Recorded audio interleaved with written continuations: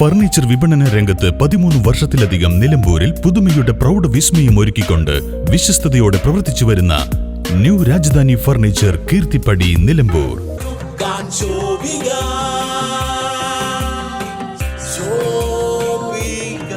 Celebrating Viva by Shobika Weddings.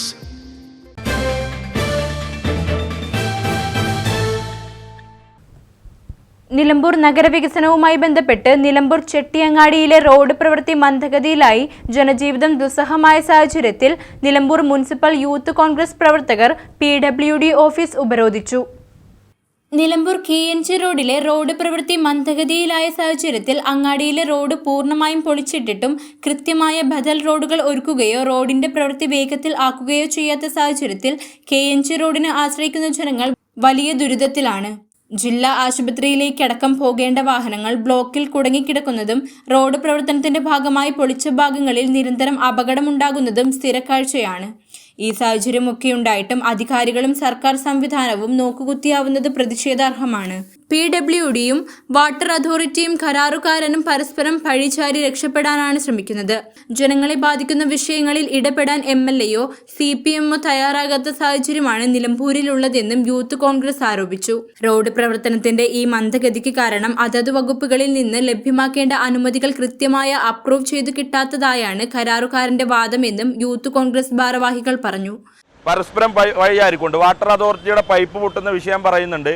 പരസ്പരം വകുപ്പുകൾ അങ്ങോട്ടും ഇങ്ങോട്ടും പഴിചാരിക്കൊണ്ട് കൃത്യമായ നിർദ്ദേശങ്ങളോ കൃത്യമായ കാഴ്ചപ്പാടുകളോ ഇല്ലാതെ ഈ നാട്ടിലെ ജനങ്ങളെ ദുരിതത്തിലാക്കുന്ന ഒരു പ്രവൃത്തിയാണ് ഇവിടെ നടക്കുന്നത്.